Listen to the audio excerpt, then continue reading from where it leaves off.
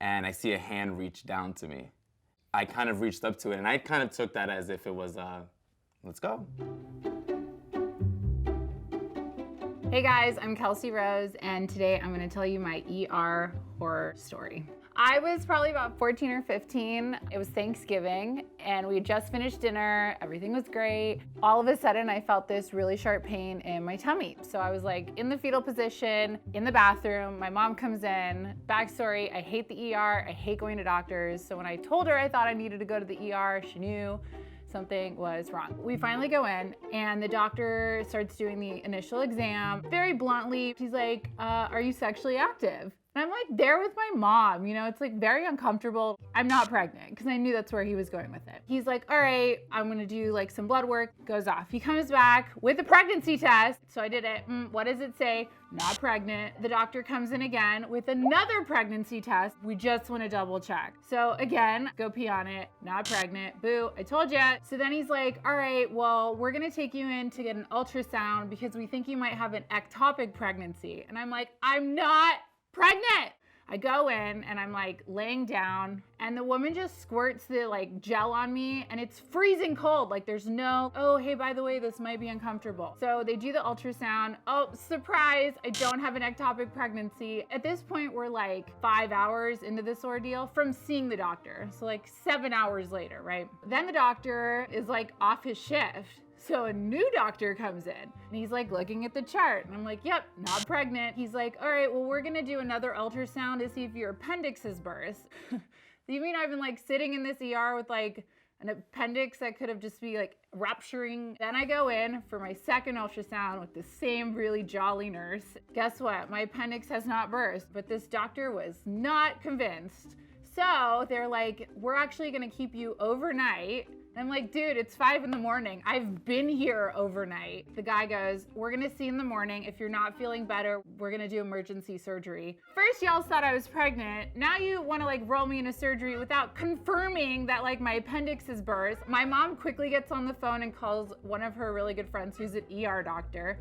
And he's like, T.O., no way. In the morning, a new doctor comes in, so it's been 3 doctors, and he's like, okay, we're not doing emergency surgery, this is crazy. And by that time, my mom's friend who's an ER doctor shows up, gives me a bio-K. Turns out I'm all good to go because all I had to do was now I don't eat as much on Thanksgiving.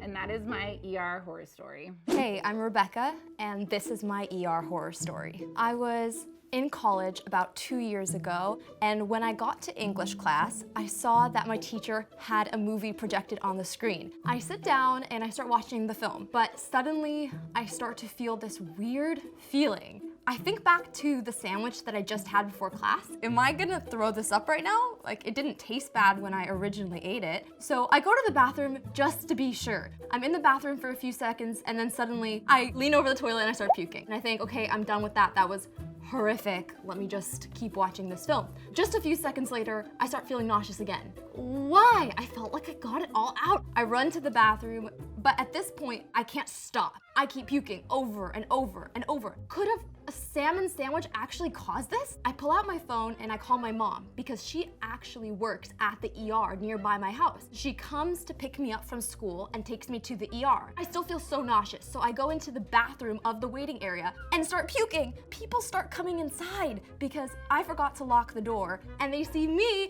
on my knees holding the toilet looking like death. Finally, the nurse comes and takes me to the hospital bed, and when I look at the nurse, he's the most sexy guy I've ever seen in my life. And I'm looking terrible. My face is really pale. I'm so nervous. I have this great guy next to me. He puts me in bed and he gives me an IV, which is amazing because after about 10 minutes, I'm feeling so much better. Like, my first reaction is to start flirting with him because he's so cute, but I looked terrible and I felt terrible. So as you can imagine, it didn't end in a date. That really sucked. And I had so many people see me in the worst state that I've ever been in my life. And that's my ER horror story.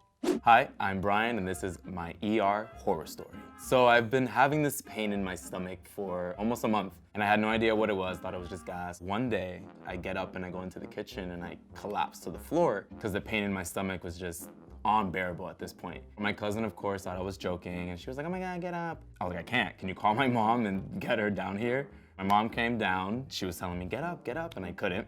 So she was like, okay, we're taking you to the hospital. And then once we got to the hospital, they came and they got me in a wheelchair, put me in there, and they did the x-ray. They noticed that there was nothing there. They went and injected Toradol, which I had no idea what it was. So as the doctor was putting it into my IV, it just started feeling weird. He's like, oh no, yeah, it's just a, liquid painkiller.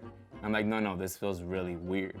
And as he was finishing up, I started kind of like slouching into my seat and my eyes closed and I couldn't speak. And then I started kind of shaking a little bit. And so my mom got up, ran out, and she started calling doctors and nobody was around. My cousin got up and she started rolling me around screaming, hello, somebody help me, somebody help me. I could hear everything, but I didn't know what was going on around me. At this point, I started slouching even more and everything just started getting kind of muffled. And then they finally, after I don't even know how long, they took me into another room, threw me on the bed, and they started slapping me as if that was gonna wake me up, as if I wasn't trying to wake up the whole time. All of a sudden, I just felt like a bunch of people around me. And this is the weird part that always kind of gets me. So I have my eyes closed and I'm laying there and I see these clouds and I see a hand reach down to me.